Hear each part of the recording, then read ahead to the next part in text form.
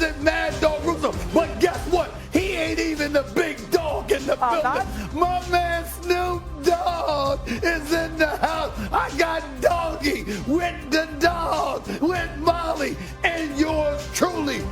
Holla at your boy. Whoa! It's good to be back. The 3-seed Lakers feel they did not play their best, and they are geared up for tonight. This is vintage Luka Doncic. Just so gifted offensively. Another great feed by LeBron. I'm not sure we saw any of this in game one. Lakers are going to win it by 9 and tie this best-of-7 series at 1-1. Going into the Minnesota is going to be a war. No matter what, we can't panic, and we got to stay together, and that's on me and Bron to keep the team together.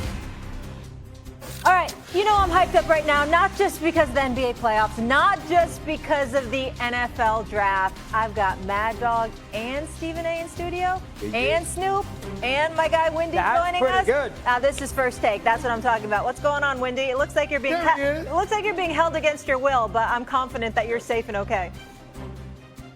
Cleveland in the spring. What am I supposed to say? My goodness. He does look, dare I say, presidential. He does. So interesting. Your mind always goes there. Mr. President. Presidential mugshot. Yeah, that's more like it. Windy, you and I are seeing eye to eye. Gentlemen, we had some good NBA action. Let's dive into it. How about those Lakers? Said they collectively got smacked in the mouth by the blowout loss to the Timberwolves in Game 1. Game 2 is all about their response, and LeBron loved his team's tenacity. The Lakers fought back to even their series with Minnesota with a 94-85 victory Tuesday night. Much of that thanks to Luka, who led the Lakers to a Game 2 win with 31 points last night. Luka became the second player in NBA history to average 30 points, 10 rebounds, 5 assists in the first 2 playoff games with a franchise, joining Kareem Abdul-Jabbar in 1977 with the Lakers. All right, Essay, here's what I want to know. Are you higher on LA, or are you just more down on Minnesota? Well, listen, give LA its props. Give JJ Redick his props for having these brothers ready. His tirade in the fourth quarter, they deserved it because they were taking their foot off the gas. But I think this was about me being disappointed in Minnesota. I can't emphasize. Listen, when you watch Minnesota, 117 points in Game 1, a season low, 85 in Game 2, a season low. You know, they got bipolar disorder, man. You don't know which Minnesota Timberwolves team is going to show up. They look discombobulated. They look disorganized. They look chaotic. You're dribbling too much. You're not spreading the floor properly. You're not making the extra pass. You're not, and don't get me started with this shooting 5 of 25 from three-point range after the way they shot lights out in Game 1.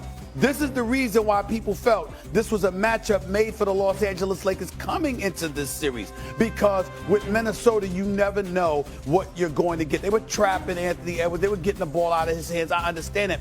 But you're looking at Naz Reid. You don't need to be handling the ball too much. McDaniels, you don't need to be handling the ball too much. Julius Randle, listen, Mr. Lefty, he ain't ambidextrous, okay? We know this, all right? Even though he put up some decent numbers last night, had 27 points.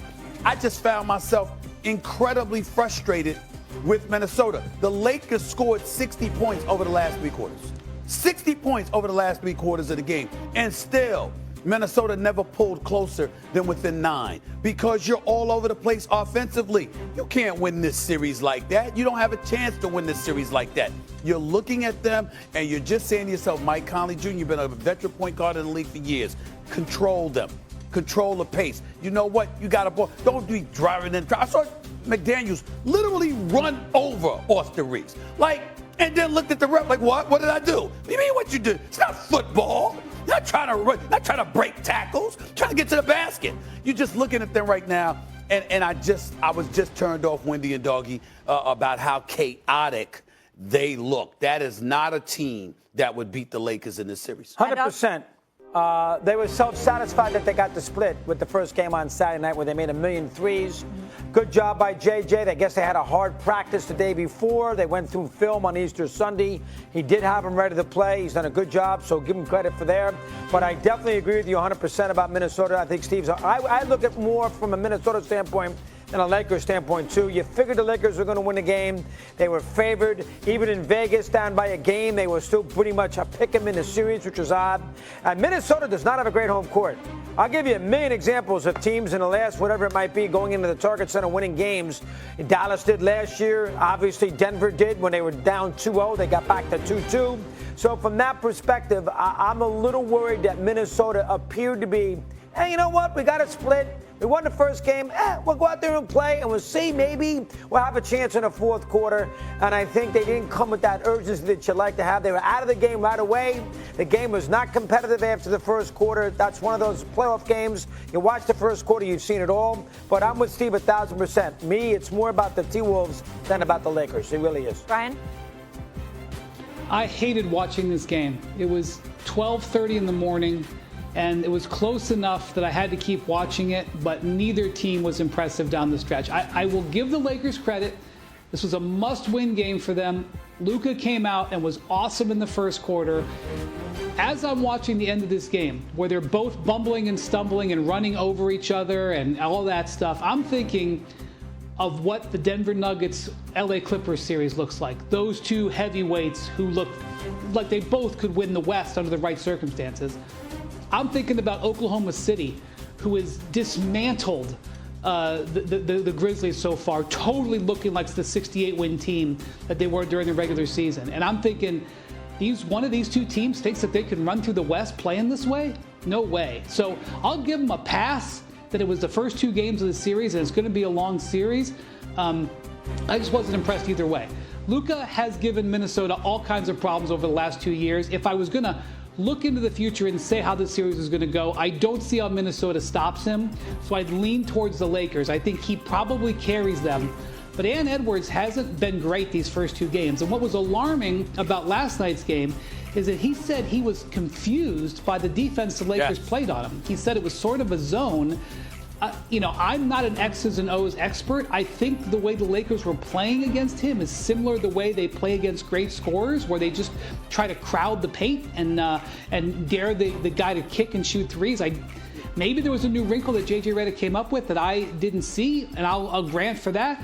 I don't think Ant Edwards showed the aggression he needed to show considering the stakes. And the big thing was he had no assists in this game. He hasn't had a no-assist game in 3 years. He had 9 assists in game one. So this is really about Ant Edwards answering back with a great game or two when this series goes to Minneapolis. Well, first of all, collectively speaking, as an offense, they were absolutely awful. Let's get that out the way. Okay, you got a situation where you're looking at Naz Reid and Jaden McDaniels. They combined for 48 points on 19 for 25 shooting in game one. That's 76%. Last night, they combined for 17 points.